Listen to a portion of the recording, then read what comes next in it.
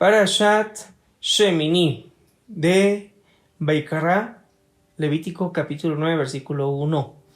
La traducción literal de la denominación de la presente sección es octavo, así como el concepto séptimo alude a la naturaleza cíclica, como los 7 días de la semana, los 7 años del ciclo sabático, los 7 ciclos que conforman el jubileo. El concepto octavo alude a la ruptura de la rutina cíclica de lo natural y se dirige como metáfora de los valores superiores que trascienden la naturaleza. La implicación es elocuente: observar las normas de pureza e impureza tratadas en la presente sección y posteriores lleva a uno a elevarse por sobre lo mundano e incorporarse a un ser de los valores supremos de lo octavo. Comenzamos la lectura con capítulo 9, versículo 1. Al octavo día Moshe convocó a Aarón y a sus hijos y a los ancianos sabios de Israel, o sea, al Sanedrín, que es la Corte Suprema de Israel. Esto obedecía a que solo el Sanedrín tenía el poder de designar a un sacerdote principal, de modo, pues, que la presencia de ellos le confería autoridad a Aarón. Versículo 2. Dijo Moshe a Aarón: toma para ti un becerro del ganado vacuno para ofrenda hatat, es decir, por la falta, y un carnero para la ofrenda olá, sin defecto físico alguno, y ofréndalos ante Hashem. Y háblales a los israelitas diciendo: tomen un chivo para ofrenda hatat, es decir, por la falta, un becerro y un cordero menores de 1 año y sin defecto físico alguno, como ofrenda olá, un novillo y un carnero para ofrenda shelamim, es decir, de paz, para sacrificarlos ante Hashem, y una ofrenda minjá, es decir, una ofrenda de harina, mezclada de aceite, pues Hashem se presenta hoy ante ustedes. Es decir, descendería un fuego divino que representa la presencia de Hashem en medio del pueblo. Continuamos con el versículo 5. Llegaron ante la tienda del encuentro lo que Moshe les había ordenado. Toda la comunidad se congregó y estuvieron de pie ante Hashem. Dijo Moshe: esto es lo que Hashem ha ordenado que hiciesen. Entonces la gloria de Hashem se presentará ante ustedes. Moshe le dijo a Aarón: acércate al altar y ofrece tu ofrenda hatat por la falta y tu ofrenda olá, en referencia al carnero citado, y provee expiación por ti y por el pueblo, en referencia a los animales citados. Después ofrece la ofrenda del pueblo y provee expiación por ellos, tal como lo ordenara Hashem. Aarón se aproximó al altar y degolló el novillo para ofrenda hatat por la falta para sí. Los hijos de Aarón le alcanzaron la sangre, sumergió su dedo en la sangre y la puso en las salientes del altar. La sangre remanente la vertió sobre la base del altar. La grasa, es decir, las grasas que cubren el intestino delgado, o bien puede ser la grasa que cubre el cuajar, los riñones y el diafragma, con un poco de hígado de la ofrenda hatat por la falta, los hizo quemar sobre el altar como Hashem le ordenara a Moshe. La carne y el cuero los quemó fuera del campamento. Después degolló el animal de la ofrenda olá. Los hijos de Aarón le alcanzaron la sangre y la salpicó alrededor del altar. Luego le trajeron la ofrenda olá, cortada en trozos junto con la cabeza, y la quemó sobre el altar. Lavó previamente el aparato digestivo y las patas y los quemó junto con el resto de la ofrenda olá sobre el altar. Acercó entonces la ofrenda del pueblo, tomó el chivo para ofrenda hatat, es decir, por la falta, que era la expiación del pueblo. Lo degolló y lo ofreció como ofrenda hatat, igual que el primero. Acercó la ofrenda olá y la ofrendó de acuerdo a la ley de la ofrenda olá voluntaria. Continuamos con Vaikra, Levítico capítulo 9, versículo 17.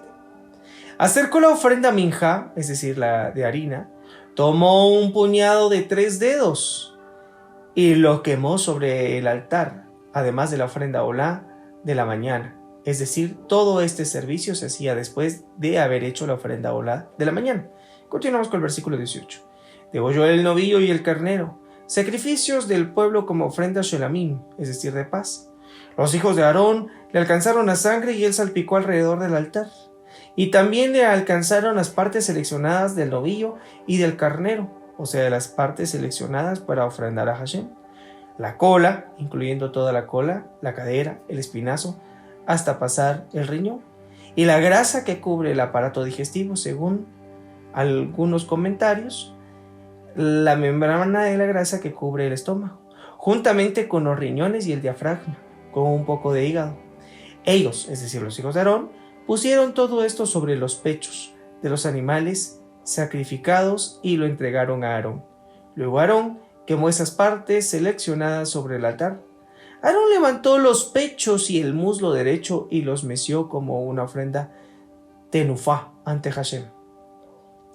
O sea, meció esos elementos de ofrenda hacia las 4 direcciones, hacia arriba, hacia abajo, tal como ordenara Moshe. Aarón levantó sus manos hacia el pueblo y los bendijo, con la bendición sacerdotal, es decir, que Hashem te bendiga. Continúa esa oración, que irradie su semblante hacia ti. Dicha bendición tuvo lugar después de que Aarón descendió del altar donde ofreció la ofrenda hatat, la ofrenda olá y las ofrendas shelamim, es decir, de paz. Entonces Moshe y Aarón ingresaron a la tienda del encuentro.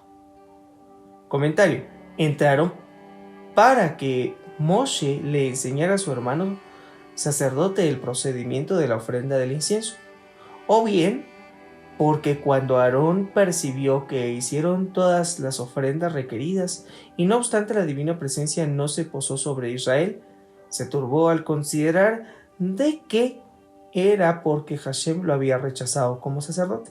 Entonces Moshe respaldó, ingresó a la tienda del encuentro con él y pidieron misericordia. Y entonces sí, la presencia divina se manifestó sobre Israel. Continuamos siempre con el versículo 23. Luego salieron y bendijeron al pueblo. La gloria de Hashem se presentó ante todo el pueblo. Continuamos con la porción en Vaikra capítulo 9, Levítico 9, versículo 24. Emergió un fuego de Hashem que consumió la ofrenda olá y las partes seleccionadas para ofrendar sobre el altar. Al verlo, todo el pueblo alabó a Hashem y se prosternaron con su rostro a tierra.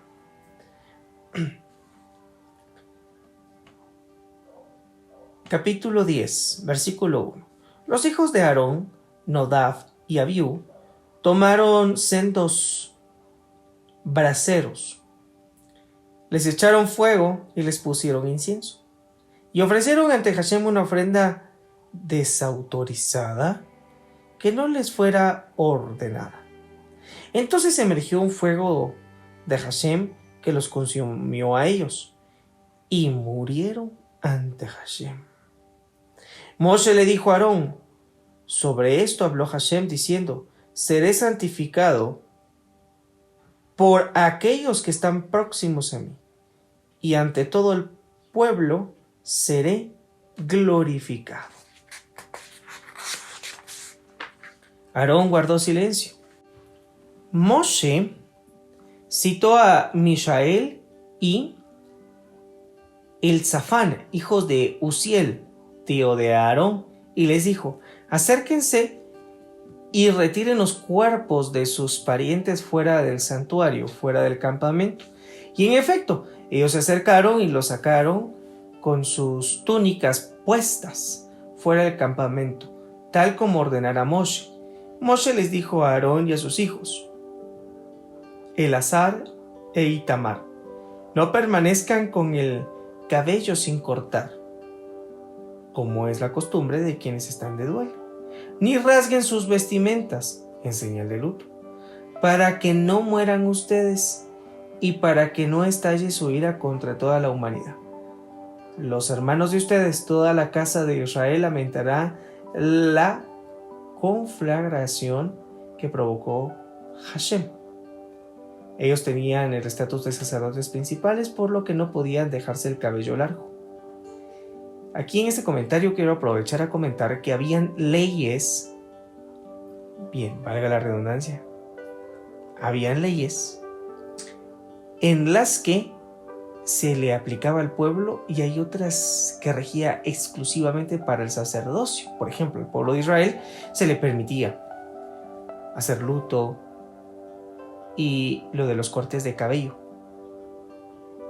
Sin embargo, los sacerdotes no podían tener esos lutos y también el cabello se lo tendrían que estar cortando constantemente. Vale la pena analizar ello porque muchas veces se predica que la ley, aunque es solo una, es aplicable en todo sentido. Y sí, existe razón en ello. Sin embargo, aquel que tiene un estatus de sacerdote se le puede exigir mucho más de lo que tradicionalmente se le indica al pueblo. Cierro este paréntesis. Continuamos con el versículo 7. No abandonen el patio de la tienda del encuentro para que no mueran, porque el aceite de la unción de Hashem está sobre ustedes. Ellos hicieron tal como Moshe les dijo. Hashem le habló a Aarón diciendo: no tomen vino hasta emborracharse, ni tú ni tus hijos, cuando deban entrar a la tienda del encuentro, para que no mueran. Es una ley perpetua para todas las generaciones, a fin de que puedan discernir entre lo sagrado y lo profano, y entre lo impuro y lo puro, y para que les enseñen a los israelitas todos los mandamientos que les transmitió Hashem por medio de Moshe. Continuamos con Beikra, Levítico capítulo 10, versículo 12. Moshe le dijo a Aarón y a Elazar e Itamar, los dos hijos que le quedaban a Aarón: tomen la ofrenda minjá de harina que sobra de las ofrendas del fuego de Hashem. Es decir, se refiere al sobrante de la ofrenda minjá ofrecida por Nachshon en honor a la inauguración del altar. Y cómanla sin leudar junto al altar, porque es sumamente sagrada. Cómanla en lugar sagrado, porque es la porción que te corresponde a ti y a tus hijos de las ofrendas del fuego de Hashem, pues así me fue ordenado.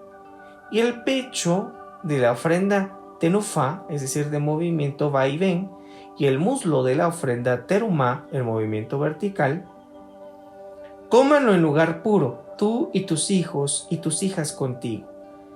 Es la porción que te corresponde a ti y a tus hijos de las ofrendas shelamim, es decir, de paz de los israelitas. La ofrenda, comentario, la ofrenda del versículo tenía el estatus de sumamente sagrada y como tal debía ser comida en el patio de la tienda del encuentro. Continuamos con este comentario. En cambio, la ofrenda del versículo 14, es decir, me refiero a la ofrenda tenufá y terumá, a diferencia de las otras ofrendas relativas al fuego, era de una santidad inferior y no requería ser ingerida en lugar sagrado, sino que en un lugar puro, o sea, en el campamento de Israel, que era donde las tribus, excepto la tribu de Leví, establecían sus tiendas. Y este lugar se consideraba como puro porque un afectado de tzarat no podía ingresar. El tzarat era una dolencia que tornaba impuro al que la padecía hasta restablecerse. Continuamos con el versículo 15. El muslo de la ofrenda terumá del vaivén vertical y del pecho de la ofrenda tenofá, de un vaivén horizontal, estarán sobre las partes seleccionadas de los animales de sacrificio como ofrendas de fuego. Se debe mecerlo a todo el conjunto con movimiento de vaivén como ofrenda tenufá ante Hashem. Luego esa porción, es decir, el muslo y el pecho, será tuyo y de tus hijos por siempre, tal como ordenará Hashem.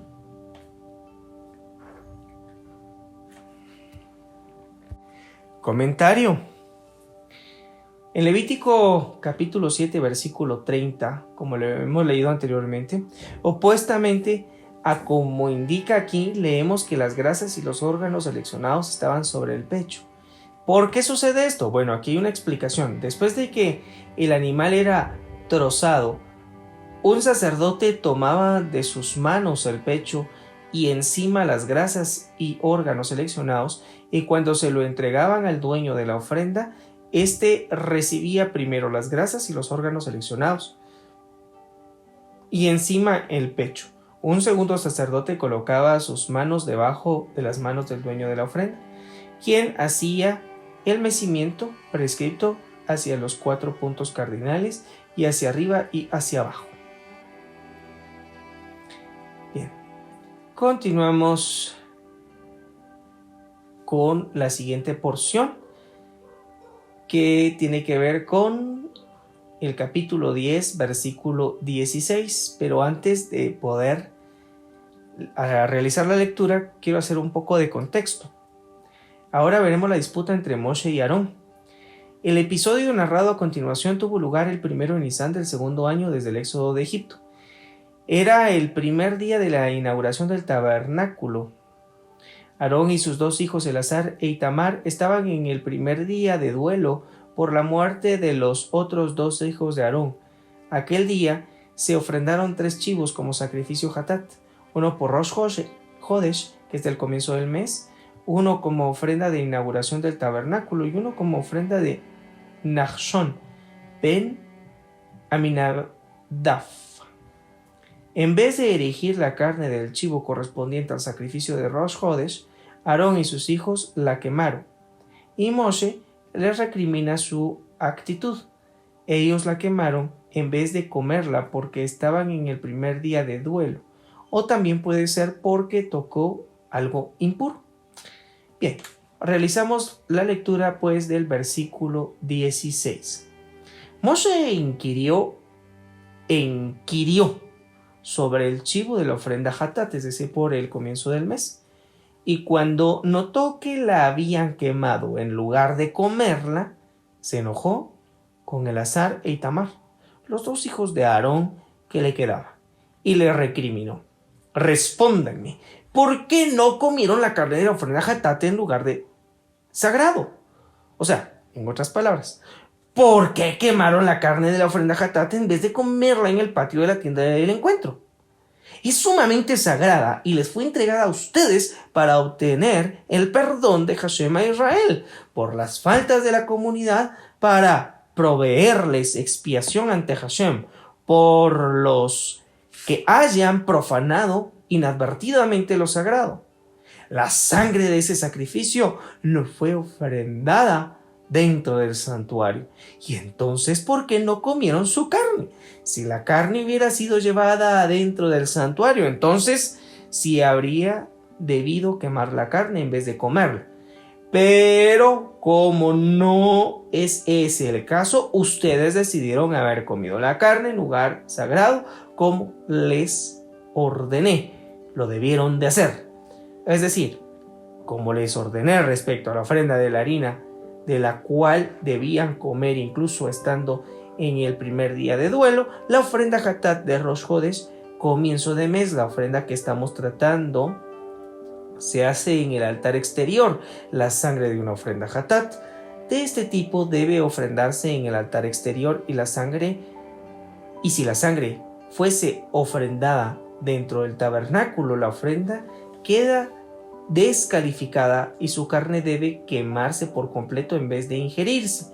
Y por eso, como ellos quemaron toda la carne en lugar de comerla, Moshe amonesta a Aarón y a sus hijos: ustedes no debieron haber quemado esa carne, pues la sangre de esos sacrificios no fue ofrendada dentro del tabernáculo y por lo tanto no hay motivo para que no la hayan comido. Continuamos con el versículo 19.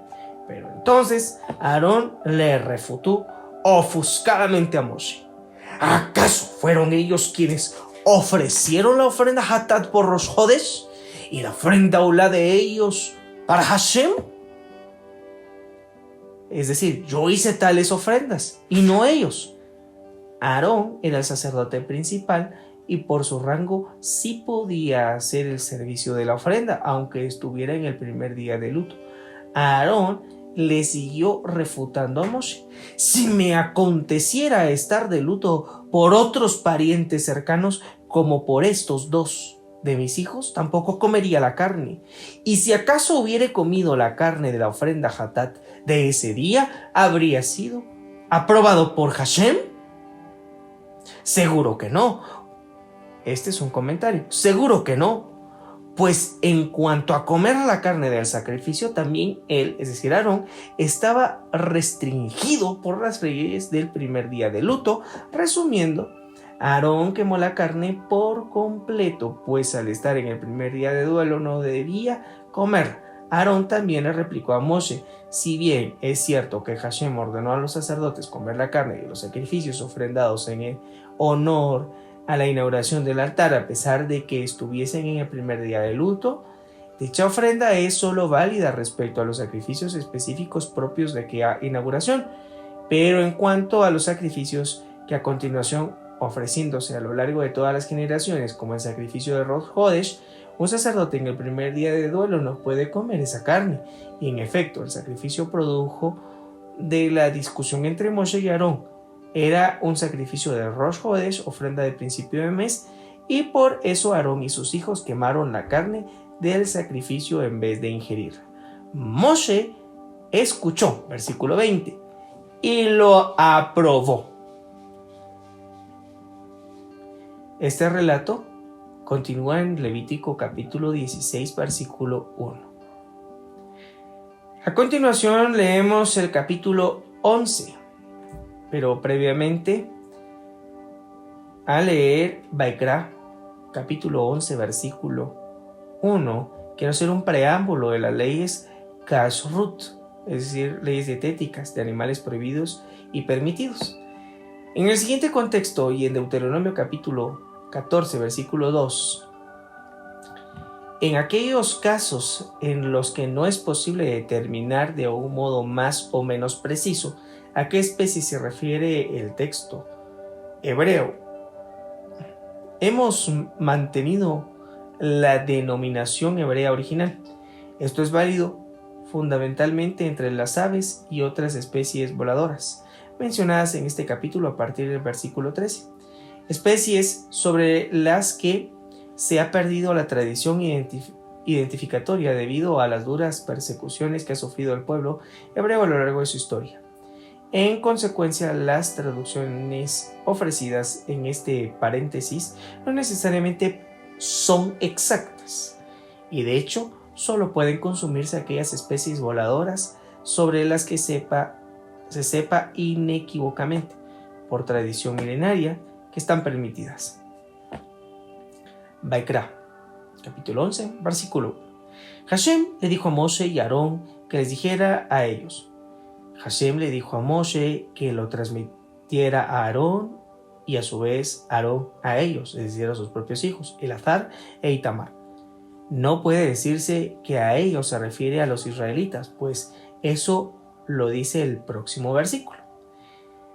Versículo 2. Hashem dice: ustedes, Moshe, Aarón, Elazar e Itamar, díganles a los israelitas: estas son las criaturas que podrán comer de todos los animales que hay sobre la tierra. Todo aquel que es de pezuña hendida completamente, separada en dos pezuñas y que rumía, aquel animal podrán comer.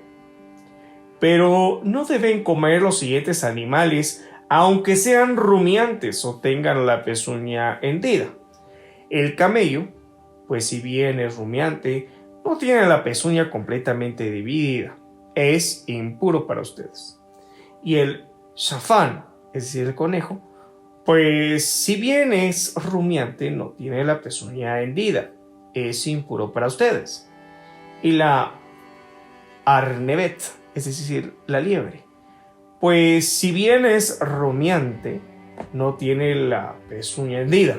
Es impuro para ustedes. Ni el conejo ni la liebre son rumiantes. Solo poseen un proceso digestivo vagamente similar al de aquellos, y por eso el versículo los cataloga como tales. Continuamos con el versículo 7. Y el cerdo, pues si bien tiene pezuña completamente hendida, no es rumiante, es impuro para ustedes. No coman de la carne de ellos, ni toquen sus cuerpos muertos, son impuros para ustedes. De los peces que están en el agua, estos podrán comer. Los que tengan aletas y escamas, ya sean de mar o de río, esos podrán comer. Pero los seres que habitan en los mares o ríos, ya sean sumamente pequeños o grandes, que no tengan aletas y escamas, son abominación para ustedes. Y seguirán siendo abominación para ustedes. No coman de la carne de ellos y detesten sus cuerpos muertos.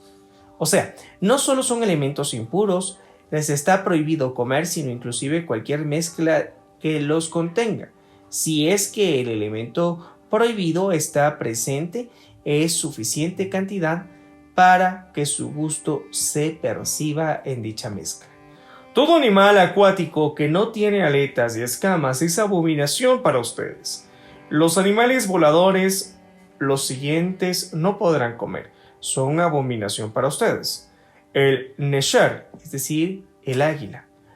El pérez, es decir, el buitre. El osnia, es decir, el pigargo. El da'a, es decir, milano o especie de buitre. Y sus subespecies. Todo oref, es decir, cuervo. Y sus subespecies. Y el vat hayana, es decir, el avestruz. El tajmas, es decir, la lechuza. El shahaf, es decir, la gaviota. El netz, es decir, el gavilán. Y sus subespecies. El kos, es decir, el búho, la lechuza o el halcón. El shalaj, es decir, el cuervo marino. El yanshuf, es decir, el búho o lechuza. El tishmet, es decir, el murciélago o cuervo. El ka'at, es decir, el pelícano. El raham, es decir, la urruca o especie de buitre. Hashida, es decir, la cigüeña. Anafa, la garza. Y sus subespecies. El dujifat, especie de abubilla o de pavo real. Y el atalef, es decir, el murciélago o similar. Todo insecto volador de 4 patas es abominación para ustedes. Solo estos podrán comer de todos los insectos voladores de 4 patas. Los que tienen por encima de las patas otras patas adicionales que les permitan saltar sobre la tierra. De esos podrán comer los siguientes. El arvé, es decir, la langosta roja o subespecies. O el sholam, langosta amarilla, y sus subespecies. El jaragol, es decir, la langosta gris, y sus subespecies. Y el jabagab, es decir, la langosta blanca, y su subespecie. En la práctica, ninguna de estas especies se debe consumir, pues desconocemos su identificación fehacientemente. Continuamos con el versículo 23. Todo insecto volador que tenga 4 patas es abominación para ustedes. Reitera el concepto del versículo 20 para señalar que es impuro, abominación, solo si tienen 4 patas, pero si tienen 5 patas no entra dentro de la categoría de abominación. Continuamos con el versículo 24. Por medio de los siguientes animales ustedes quedarán contaminados ritualmente. Quien toque los cadáveres de los mismos quedará impuro hasta el anochecer. Para purificarse debía sumergirse en una mikveh. Y todo aquel que levante sus cadáveres deberá sumergirse en una mikveh y también deberá sumergir sus vestiduras y quedará impuro hasta el anochecer. Todo animal de pezuña hendida, aunque no completamente hendida o que sea rumiante, será impuro para ustedes. El que los toque quedará impuro. Todo animal que camina sobre sus garras, o sea, que tiene pezuña, como el gato, entre los cuadrúpedos, son impuros para ustedes. El que toque sus cadáveres quedará impuro hasta el anochecer, y el que levante sus cadáveres deberá sumergirse también, y deberá sumergir sus vestiduras y quedará impuro hasta el anochecer. Son impuros para ustedes. Continuamos con el versículo 29. Estos son los pequeños animales que se arrastran sobre la tierra, que son impuros para ustedes: el jolel, que es la comadreja; el ajvar, que es el ratón o los roedores; el tzad, que es el hurón o sapo, y sus subespecies; anaká, que es el erizo; el coaj, que es especie de lagarto; la letaa, que es la lagartija; el jomet, que es el caracol o babosa; y el tinshemet, que es el topo. Estos son los pequeños animales que son impuros para ustedes. El que toque el cadáver de ellos quedará impuro hasta el anochecer. Previamente debería sumergirse en una mikveh, fuente de agua natural, y todo aquello sobre lo que cayese alguna parte del cadáver de los mismos quedará impuro, ya sea que cayese sobre un utensilio de madera, sobre alguna vestimenta, sobre una piel o algún costal, o sea, cualquier elemento apto para trabajo, deberá ser sumergido en agua y quedará impuro hasta el anochecer. Después de haberse puesto el sol, estará puro. Continuamos con Vaikra, capítulo 11, versículo 33. Un recipiente de cerámica en cuyo interior cayese alguno de aquellos, es decir, un cadáver de alguno de los animales mencionados en el presente capítulo, todo lo que hubiese allí adentro se tornará impuro y se debe romper. El recipiente de cerámica. Cualquier alimento para consumo humano que alguna vez se haya humedecido con agua u otro líquido se tornará impuro, si es que el alimento se encuentra dentro de ese recipiente de cerámica impuro. Y todo líquido que hubiese en ese tipo de recipiente también se tornará impuro. Los líquidos referidos son como por ejemplo el agua, el rocío, el aceite de oliva, vino, leche, sangre y miel. Cualquier cosa sobre las que cayese parte de esos cadáveres tornará impura. En tal caso, incluso un horno o una cocina de barro quedarán impuros y deben ser destruidos, pues de lo contrario continuarán siendo impuros de por vida. Lo único que siempre queda puro es un manantial o un pozo de agua, una mikveh o fuente de agua natural. Pero quien toque el cadáver de esos animales se torna impuro, aunque sea que esté sumergido en un manantial o en un pozo de agua. La expresión siempre queda puro significa también que el impuro se sumerge en dichas aguas y se purifica. Continuamos con el versículo 37. Si alguno de esos cadáveres cae sobre cualquier semilla comestible plantadas en un sembradío, la semilla mantiene su estado de pureza.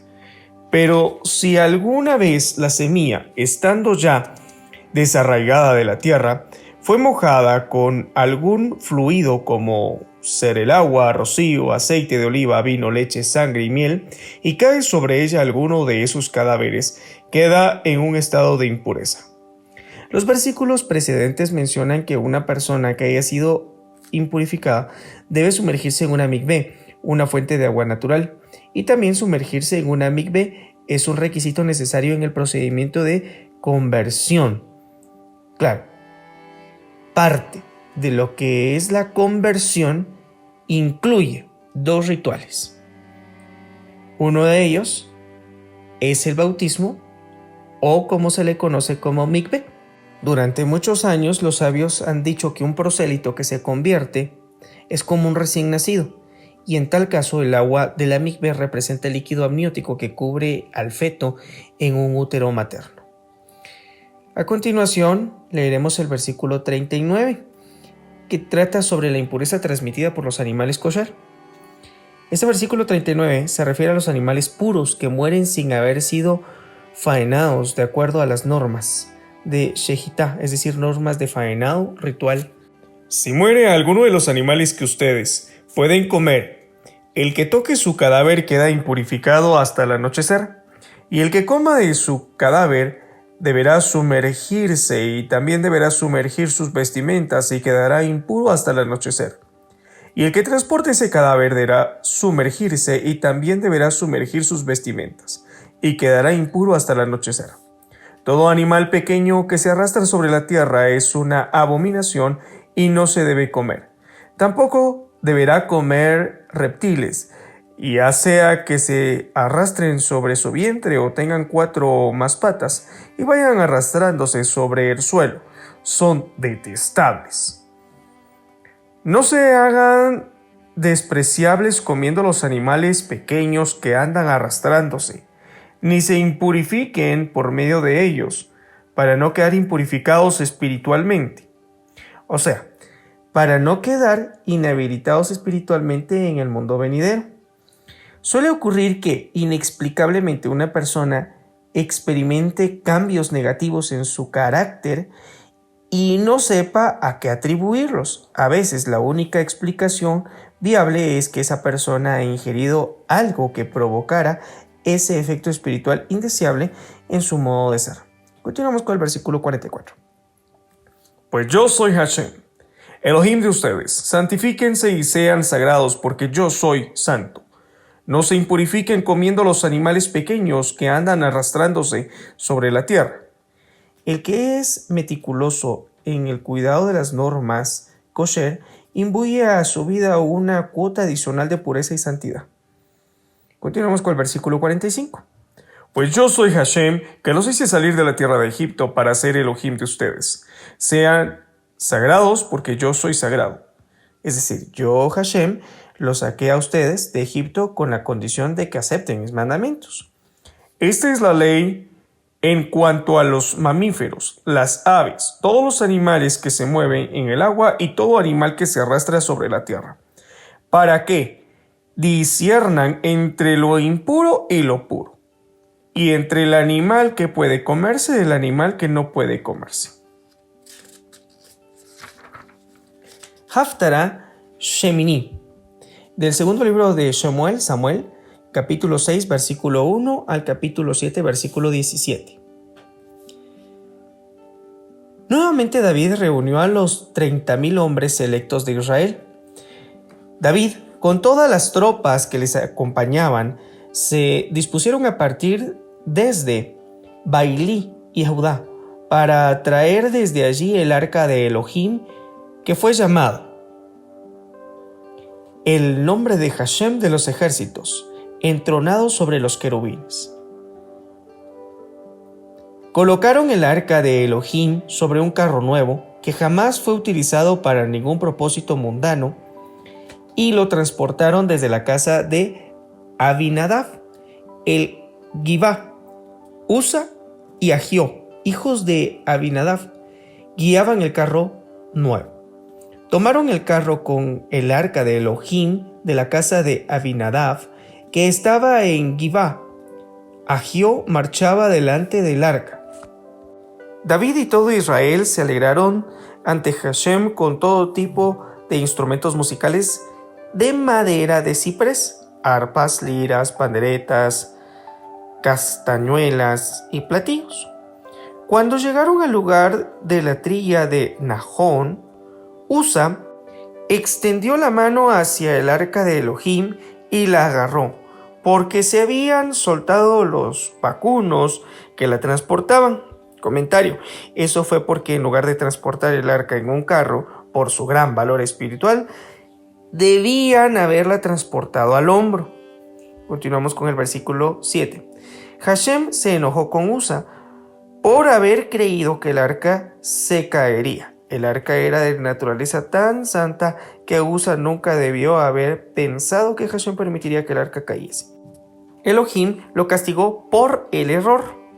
Usa murió allí junto al arca de Elohim. David estaba disgustado consigo mismo porque Hashem infligió una brecha contra Usa, quitándole la vida. Aquel lugar le puso el nombre de Peretz Usa, es decir, brecha de Usa, que es su nombre hasta este día. David tuvo temor del arca de Hashem entonces y dijo: ¿cómo podrá venir hacia mí a Jerusalén el arca de Elohim? Comentario: creía que era imposible transportarlo y no morir en el intento a causa de la santidad que emanaba del mismo. Continuamos con el versículo 10. Entonces David no quiso llevar el arca de Hashem a la ciudad de David. David desvió el arca hacia la casa de Obed-edom, el Gitita. El arca de Hashem permaneció en la casa de Obed-edom, el Gitita, durante 3 meses. Hashem bendijo a Obed-edom y a toda su familia. Le avisaron al rey David lo siguiente: Hashem bendijo la casa de Obed-edom y todo lo que él posee a causa del arca de Elohim. David fue y llevó con alegría el arca de Elohim desde la casa de Obed-edom a la ciudad de David. Cada vez que los portadores del arca de Hashem daban 6 pasos, él sacrificaba un toro y un toro de engorde. Comentario: esta vez no pusieron el arca en un carro, sino lo transportaban los levitas. 6 pasos era la distancia que había recorrido Usa antes de ser castigado. Continuamos con el versículo 14. David danzaba con todas sus fuerzas ante Hashem. David tenía puesta una túnica de lino. Él y toda la casa de Israel llevaron el arca de Hashem con sonidos de júbilo y al son del shofar. Resulta que cuando el arca de Hashem llegó a la ciudad de David, Mijal, hija de Shaul, miró desde una ventana y al ver al rey David saltando y danzando ante Hashem, sintió desprecio por él. Llevaron el arca de Hashem a Jerusalén y la depositaron en el lugar dentro de la tienda que David había levantado a tal efecto. Comentario: si bien la tienda del encuentro estaba en Gibón, David llevó el arca a Jerusalén para que estuviera allí cuando se erigiese el templo. Después, David ofreció ofrendas Olá ante Hashem y ofrendas Shelamim, es decir, de paz. Cuando David terminó de ofrecer las ofrendas Olá y las ofrendas Shelamim, es decir, de paz, bendijo al pueblo en el nombre de Hashem de los ejércitos. Luego distribuyó entre todo el pueblo, entre toda la multitud de Israel, hombres y mujeres por igual. A cada uno le dio un pan, una porción de carne y un barril de vino. Después, cada uno se fue a su casa. David volvió para bendecir a su casa. Entonces salió Mijal, hija de Shaul, al encuentro de David y le dijo con ironía: ¡qué bien ha quedado hoy el rey de Israel, exponiéndose incluso ante las esclavas de sus sirvientes como un infame cualquiera! Pero David le respondió a Mijal: lo hice ante Hashem, quien me eligió a mí en lugar de tu padre y de toda su familia para ser el líder del pueblo de Hashem, Israel. Ante Hashem yo me regocijo y puedo rebajarme aún más. Puedo humillarme a mis ojos, pero en cuanto a esas esclavas de las que tú hablas, seré respetado por ellas. Comentario: ellas, diferencia de ti, sabrán respetarme cuando yo alcance un genuino nivel de autoanulación, a través del cual llegue a sublimar mi propia voluntad en aras de la voluntad de Hashem. Continuamos con el versículo 23. Mijal, hija de Shaul, no tuvo hijos hasta el día de su muerte. O sea, como castigo por este incidente, no tuvo hijos en adelante, pero sí tuvo hijos previamente. David y Shaul estaban enfrentados y, paradójicamente, Mijal, hija de Shaul, era esposa de David. Continuamos con la lectura en el segundo libro de Samuel, capítulo 7, versículo 1.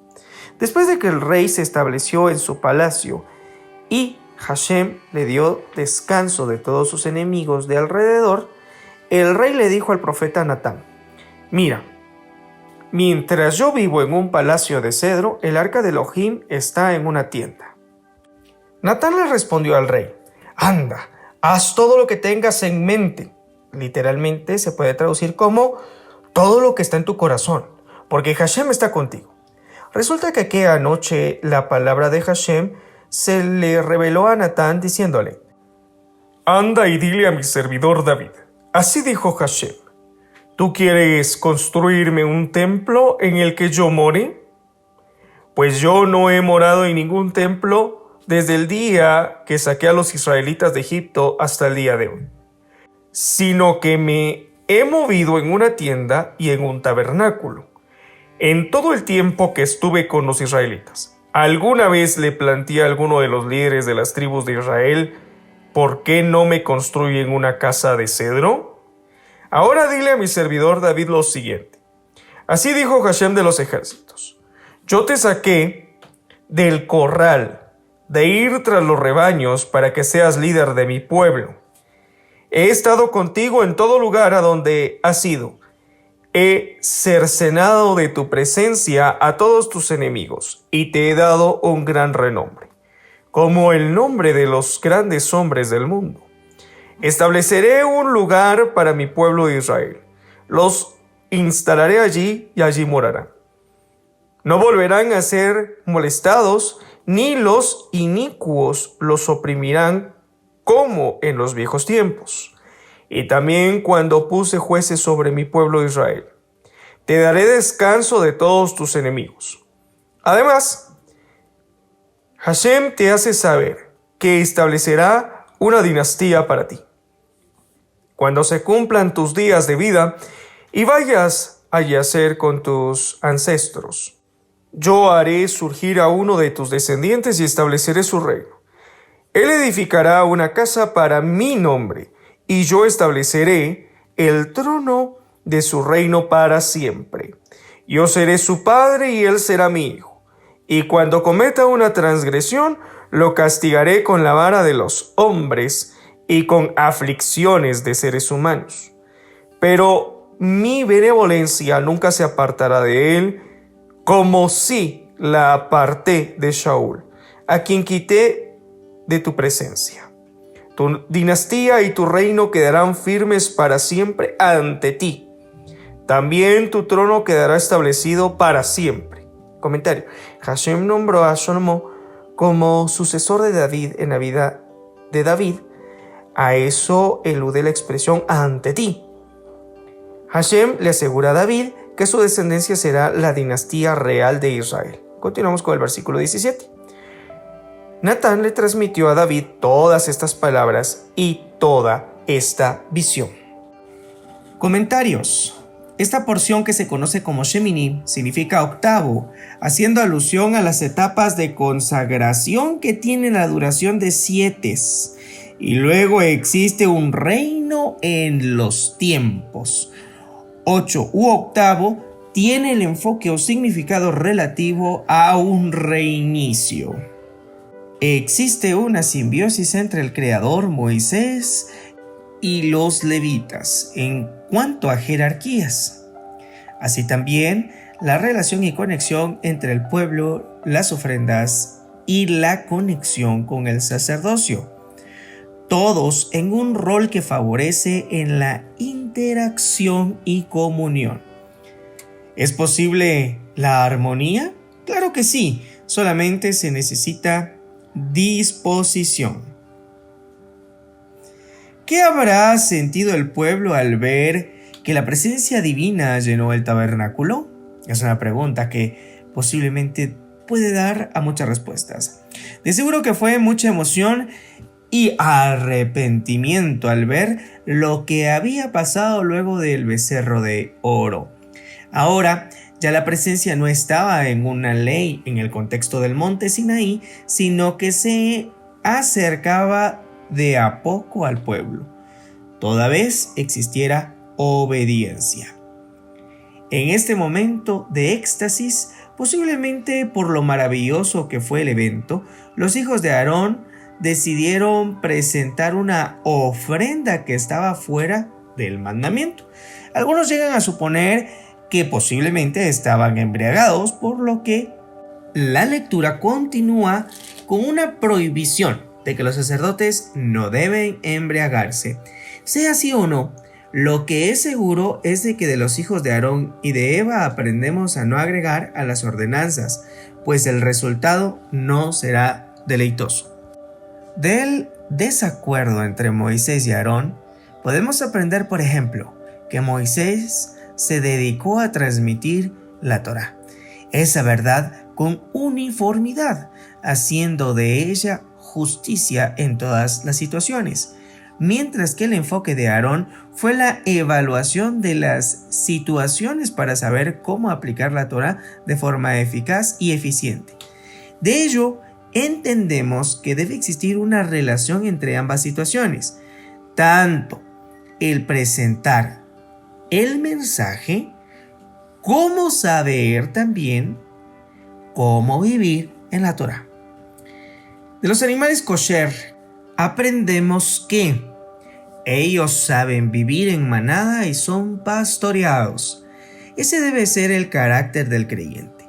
También aprendemos que rumían, puesto que meditan en la ley de día y de noche. Claro, estoy hablando en un sentido simbólico. Aprendemos también sobre las pezuñas hendidas, es decir, que están en la tierra, pero se elevan a su vez de ella.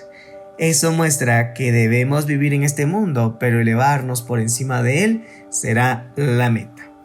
Las leyes dietéticas nos muestran la importancia de separar lo bueno de lo malo y siempre poner como principio elemental la salud. Piensa en lo bueno, en aquello de lo que tú haces parte de ti.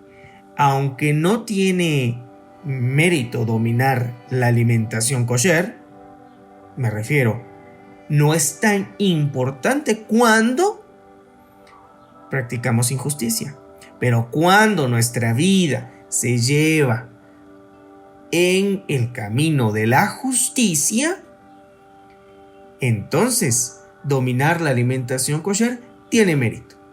Ambas deben de relacionarse, pero primero es la justicia y posterior aquellos actos que nos conducen a ella. Aunque también la alimentación puede ser un factor determinante en cuanto al carácter.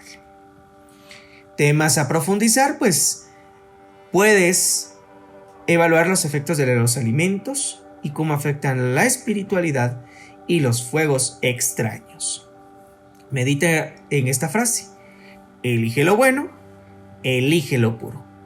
Mi nombre es Juan Carlos Castillo Rodríguez y ha sido un gusto acompañarte en esta porción llamada Shemini, octavo. Puedes encontrarnos a través de nuestras diferentes redes sociales y en nuestro sitio oficial www.shedeur.com. Shalom, hermanos.